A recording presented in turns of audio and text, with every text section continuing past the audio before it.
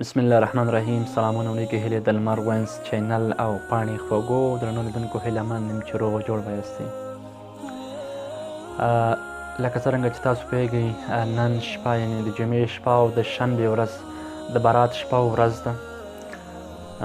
ومې ورته څو دې شپې د فضیلت، حکمت او هغه عملونه چې په دې شپه کې او ورځ باید وشي یو څه لنډ ویډیو چمتو کړم. د شعبان یا د برات هغه شپه ده چې په دې شپه کې الله تعالی ته د ټولو بندګانو د تیر کال عملونه وړاندې کیږي او د سبا لپاره یوه نوې پاڼه، یو نوی کتاب، هغه کتاب او هغه پاڼه چې سپینه ده او هیڅ عمل پکې نشته، د هر مؤمن او هر انسان لپاره خلاصیږي. امام بصري رضی الله عنه په دې شپه په لړزاو بدن به لړزېده او ویل به چې په دې شپه د ټولو مسلمانانو مؤمنانو عملونه الله تعالی ته وړاندې کیږي او د ما اعمال به الله تعالی ته څرنګه وړاندې کیږي، څنګه به وي، الله تعالی خبر ده. علي رضی الله عنه به په دې شپه بیرون ووت او اسمان ته به یې کتل او په ژړا به یې ویل چې خدایه دلته په دې شپه تا ته د ټولو انسانانو اعمال وړاندې کیږي، د علي اعمال به څنګه وي، خدای خبر. یو ورځ صحابه کرام رضی الله عنهم راغلل، د رسول الله صلی الله علیه وسلم څخه یې وپوښتل چې په دې شپه کې څه حکمت او څه راز ده چې ته د شپې عبادت کړې او د ورځې روژه نیسې. هغه صلی الله علیه وسلم ورته وفرمایل د ورځې ځکه روژه نیسم چې په دې ورځ د ټولو انسانانو لپاره او د ټولو مؤمنانو لپاره یوه نوې صفحه او سپینه صفحه پرانیستل کیږي. زه غواړم چې په هغه سپینه صفحه کې مې اولنی او لومړنی عمل دا اوسي چې د روژې واوسي، زما په هغه لومړي عمل کې روژه واوسي او د شپې ځکه عبادت کوم چې په دې شپه باندې د تیر کال عملونه الله تعالی ته وړاندې کیږي او زه غواړم چې په عملونو په پای کې مې عبادت وسي.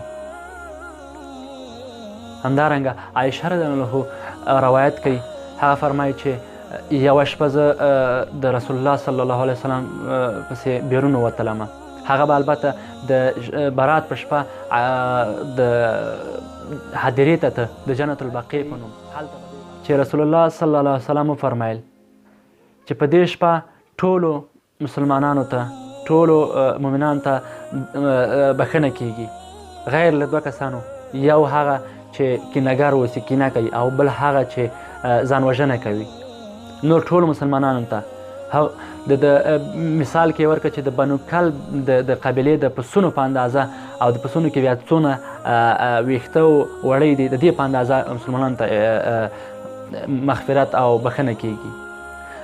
د بنو کلب د قبیلې مثال یې ځکه ورکړه چې د بنو کلب قبیله په ټولو قبیلو کې ډېر پسونه درلودل او د پسونو د ویښتو او د وړیو په اندازه مسلمانانو ته بښنه کیږي.